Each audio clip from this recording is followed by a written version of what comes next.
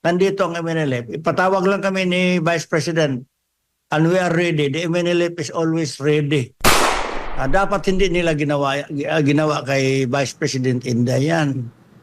Very obvious talaga na sana sa panawagan niya, pamilya niya, mother, mga anak, nandito ang MNLF. Ipatawag lang kami ni Vice President and we are ready. The MNLF is always ready. General Marbel, nawala na yung kuwan niya eh. Nawala na yung trust ng taong bayan sa kanya. So nangyari ngayon.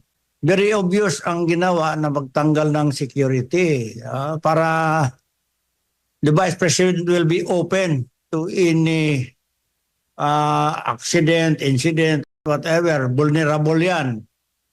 So parang ipamukha sa buong mundo na yan, nag-iisa na lang siya, etc. Parang matanggalan ng pwersa, talagang vulnerable siya. So it is a violation yan. Pagdating po sa usaping seguridad, ang pangalawang Pangulo po ba ay nakikita ninyo, ma-assess nyo ba na walang banta laban sa kanya? Very obvious. Sa tingin ko lang sa lahat ng nakikinig, Assalamualaikum warahmatullahi ta'ala wabarakatuh. Very obvious ang ginawa na magtanggal ng security para the Vice President will be open to any accident, incident, whatever. Vulnerable yan. So parang ipamukha sa buong mundo na yan, nag-iisa na lang siya, etc. Parang matanggalan ng pwersa, talagang vulnerable siya. So it is a violation yan. Gaano namang kahalaga na yung mananatili sa kanya na security ay meron siyang trust and confidence? Kasi napansin niya, yung pawang mga tinanggal sa kanya, yung matatagal na rin sa kanya, galing sa Mindanao, yun pa yung mga nilipat dito, tapos yung mga meron na mga ibinigay doon, na yung mga natitira, pero hindi siya yung pumili. Gaano kahalaga na meron kang trust and confidence sa yung nakapaligid sa'yo? Number one, pinakamahalaga talaga na yung security mo, trusted mo talaga yan. Mahirap maglagay ng security na wala kang tiwala. So, hindi ka mapalagay talaga dyan. So, deliberate yan na gano'n ang ginawa para ma-demoralize ang ating Vice President, the second highest office of the land. Dapat hindi nila ginawa kay Vice President Inday yan. Very obvious talaga. Opo, at si Senador Ronald Bato de la Rosa nag-post po na kumbaga nanawagan sa lahat ng mga nasa o galing ba sa security sector o marunong ng armed combat na willing, no, bayanihan para sa pagbibigay ng seguridad dito kay Vice President Inday Sara. Sinigundahan naman ito ni Senador Robin Hood Padilla at ni Senador Bongo, at nakita ko rin po sa post ninyo na handa rin kayo na magbigay ng seguridad po sa pangalawang Pangulo. Yes, it is incumbent for us, obligasyon namin.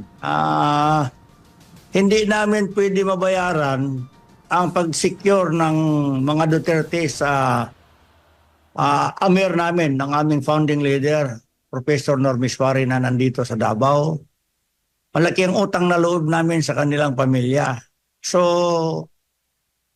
hindi kami pwede magpabaya. Kung kailangan nila kami, nandito kami, physically, kasama na mga prayers namin, na sana sa panawagan niya, pamilya niya, mother, mga anak, nandito ang MNLF. Ipatawag lang kami ni Vice President and we are ready. The MNLF is always ready. for this one. Anytime. Mm-mm. Opo. Ready kami. Ito ang answer namin sa panawagan ng mga mahal natin ng mga senador. Sila Senator Bongo, Senator Bato, at saka si Senator Robin. Here we are, the MNLF. We are ready. Opo. And ano naman po yung masasabi ninyo na ikinukumpara ng si VP Sara kay dating Vice Presidente Leni Robredo? Mayroon bang pagkakahalintulad kung i-assess mo kung pagdating sa seguridad, saan ba ang mas nangangailangan ng seguridad dahil sa kanilang mga stand? Alam naman natin, vocal si Pangalawang Pangulo Inday Sara Duterte sa paglaban dito sa CPP, NPA, NDF mula pa noong ito ay alkalde at hanggang sa kasalukuyan. Unlike dito naman kay VP Leni, di ko lang alam kung sino po yung talagang meron siyang mga matinding mga pronouncement po. Very dangerous kasi kaya nga nasabi ko vulnerable ang ating mahal na Vice President. Kasi very loud, very vocal ang ating Vice President against sa CPP, NPA, mga kapatid natin dyan sa kabila. Itong NTF-ELCAC na issue, strong ang support ng ating mahal na Vice President. Kaya siguro deliberate na tinanggalan ng security para ayan na, ambusin nyo na yan. So, kasi threat siya, hindi politically, threat talaga siya. As sabi according to the Vice President, obvious naman, wala namang iba, designated survivor yan. Whether we like it or not, she will be the next president. Kung talagang magkaroon ng patas na eleksyon. Kaya parang desperado na. O wala nang security yan. She is open. So, deliberate yan. Pero nandito naman tayo. O kaya, ito, samantalahin ko na ito. Panawagan, calling all Mindanaoans, especially in Davao City, let's all unite for justice and restore confidence sa ating mga kapulisan, sa police force. Let's all unite and kailangan natin suportahan ang ating mahal na Vice Presidente. At sa hanay naman ng mga kapulisan, kung kailangan ninyo ang support namin, we will support na maayos natin ito sa anumang bagay. Siguro I will rather recommend, marami namang pwedeng maging chief PNP dyan na may alam ng batas, na may background ng law. Dapat the organization of the Philippine National Police maghanap ng magaling, may alam sa batas ang maging chief PNP.